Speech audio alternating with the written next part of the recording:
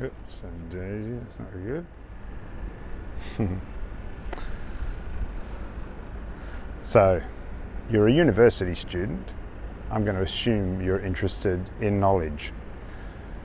But what is knowledge? Is it just the collection of information that you can regurgitate to a set of questions that are already defined? Or is it something more profound than that? If you read the scriptures like I do, even at the very beginning in Genesis chapter 4, knowledge is actually used to describe sexual relationship. Adam knew his wife Eve and they conceived and bore a child. So knowledge is more involved than just collecting data, if you know what I mean. And you'll know in your university studies that if you really want to do something useful, the things that you're learning have to be more than just facts, bare facts that sit in some kind of table somewhere. You need to understand more deeply than that what's going on with those facts, why they're useful, how they relate to a whole bunch of other things, so that you can actually do something quite creative. You can learn new things and discover new things and create new things because of your working knowledge of what you're studying. This is true for people as well, of course.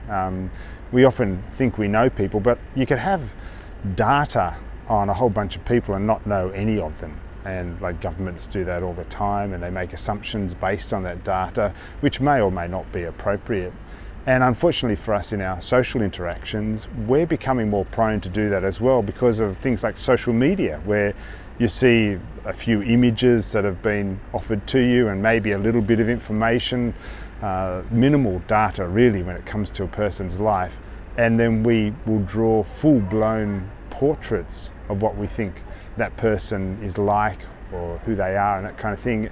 And often the people we think we know are quite literally figments of our own imaginations. To really know someone, you actually have to spend time with them, and in spending time with them, not just be in their presence, but begin to understand how they encounter the world, what the world looks like to them, start to feel some kind of empathy for the way they approach things. And you know, that's a much more profound and in-depth kind of thing. But it's also the most satisfying way to know people, because otherwise we're really just bouncing around the surface. And whilst there's a utility in that, we don't get too involved, we don't get bogged down, we don't get too hurt, maybe we don't even get too disappointed because we don't hope for too much. In the end, I'm not sure it satisfies the human heart and our need for in-depth connection. So when you think about knowledge, I'm sure you're learning this in your studies with whatever your chosen area of discipline is, expertise. You've got to know things deeply, have a working knowledge that makes it possible to interact creatively with your subject area. And when it comes to people, there are some similarities there. A deep working understanding of a person is very different to a superficial bunch of assumptions made on minimal data that you then create an image out of. So I encourage you to know one another, not necessarily in the biblical sense, although I'm sure you get up to a bit of that as well, but to really get to know one another as people, and that will be a very satisfying way to make your way through life.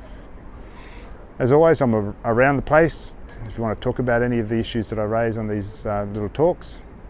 Otherwise, I'll just say hi when I pass you in the corridors. That's okay. God bless. Stay faithful. Amen.